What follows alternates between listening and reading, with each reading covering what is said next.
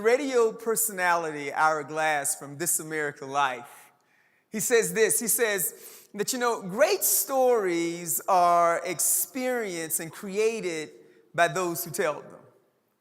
I would suggest that maybe great stories last because of those who write them.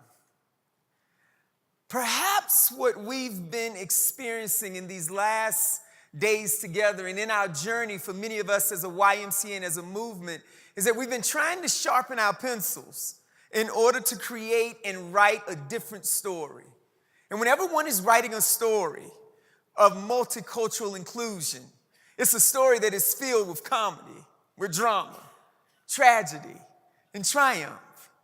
But what makes our story even more complex is we say that fundamental to who we are is this mission statement, to put Christian principles into practice through programs that build healthy spirit, mind, and body for all. Perhaps that means that the pages of our story and the very canvas that we write on is something even more unique than we might have thought.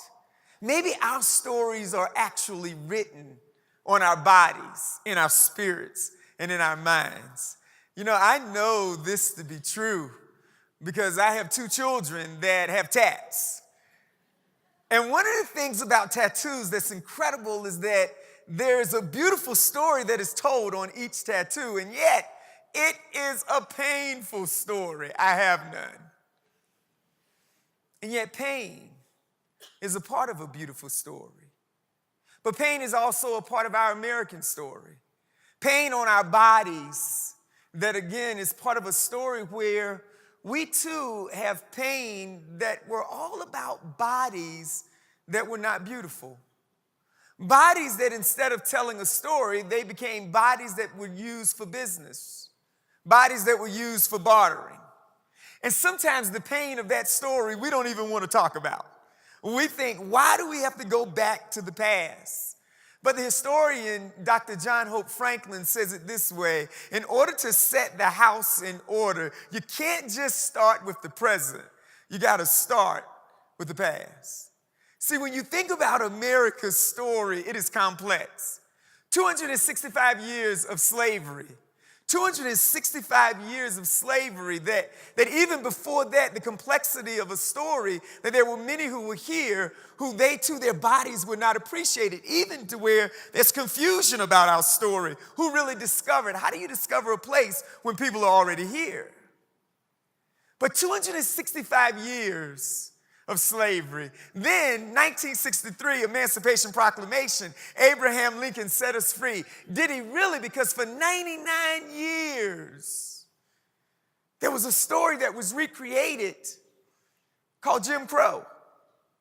And a story that started from the highest courts of our land, the Supreme Court case, Plessy versus Ferguson, created a story in our narrative of separate but equal, separate bathrooms, separate water fountains, signs that said whites only, colored, separate swimming pools, separate YMCAs. And it would take 1964 before the country would wake up and then there would be a Civil Rights Act signed. But hold it, wait a minute, that wasn't enough because 1965, we would need to again make sure that we hold these truths to be self-evident that all people are created equal. So we would have to sign a Voting Rights Act signed. Wait a minute, that's not enough. 1968, there would need to be the Fair Housing Act because we all know if you don't own property, you do not have a story. That means it's only been 50 years that many of those of color have been able to experience a story of liberty and justice for all. I wish my dad was alive. He was born in 1923, and you see, I was that first one in our family to go to a predominantly white institution. I was that first one to walk through the doors of integration, and I thought my dad was such a bigot. But I didn't realize he only had 29 years of freedom, of living a story. See, when my mind dwells on these things, it is overwhelming. But abuse of power comes as no surprise. How did we get here?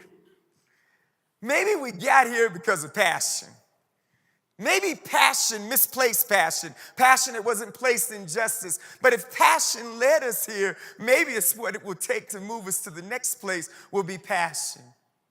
Artists have often captured that. One of my favorite artists is Langston Hughes. He's most known for his poetic version of dreams. What happens to a dream deferred? Does it stink like rotten meat or does it crust over like a syrupy sweet? But Langston Hughes captured a poem in 1943 that helped me unexplain the paradoxical patriotism of my father because he served this country in World War II. My uncle served this country as well, but it's a paradox. Because even though they served the country in World War II, they came back home not able to wear their uniforms because black men would be lynched.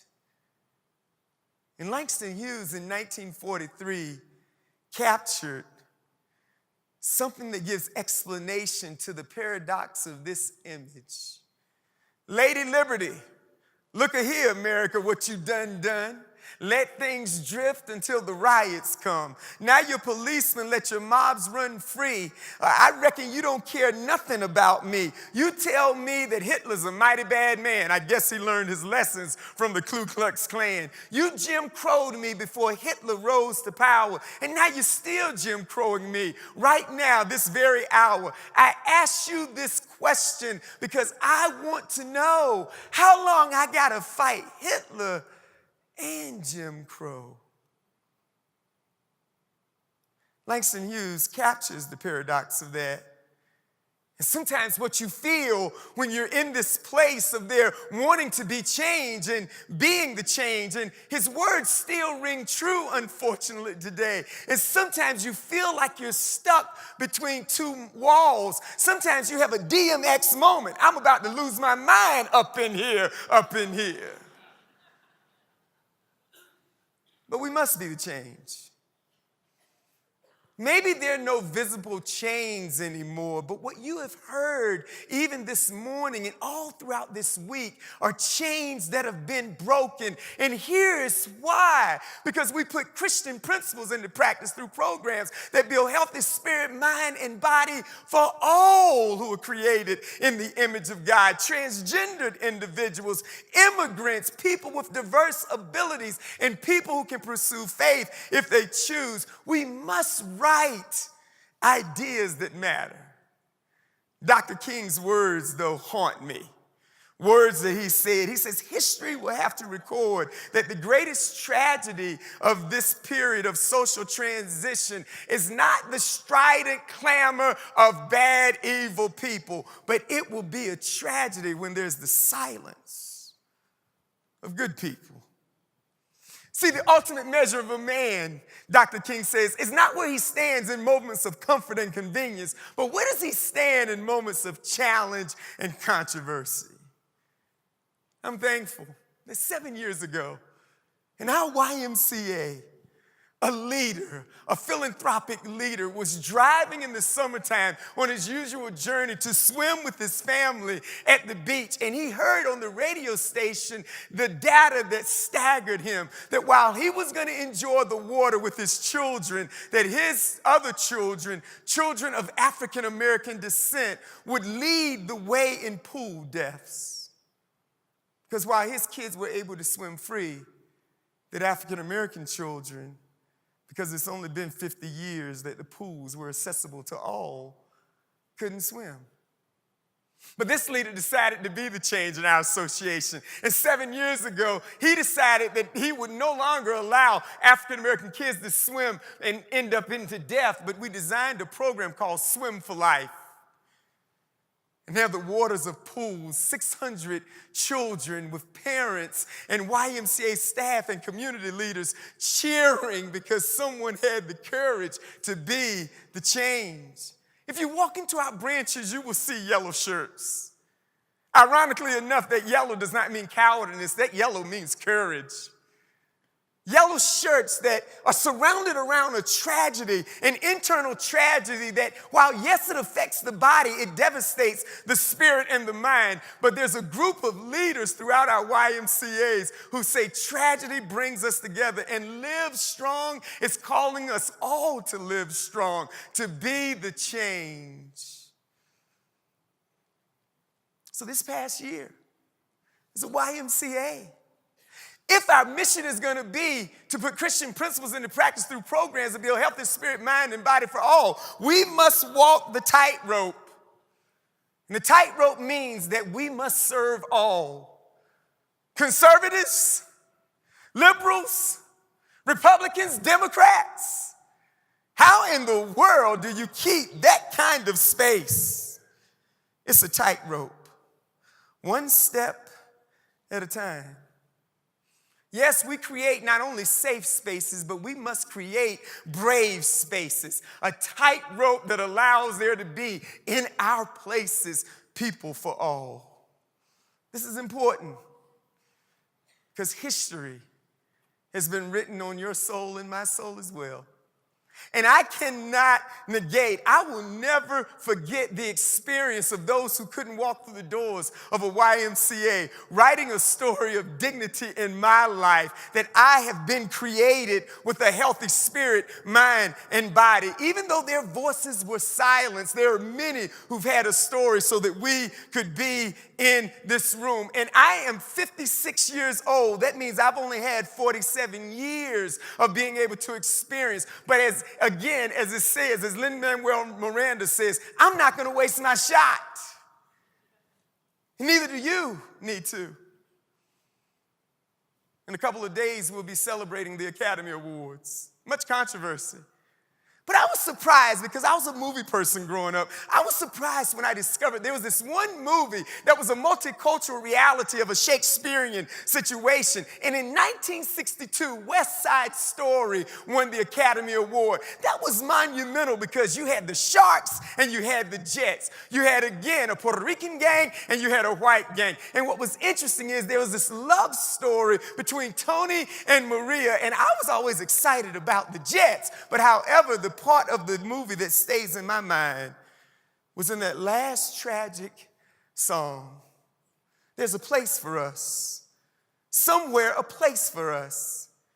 Peace and quiet and open air wait for us. Somewhere there's a time for us. Someday a time for us. Time together with time to spare. Time to look, time to care. Someday, somewhere we'll find a new way of living. We'll find a way of forgiving. Somewhere there's a place for us, a time and a place for us. Hold my hand, we're halfway there. Hold my hand, I'll take you there. Somehow, someday, somewhere.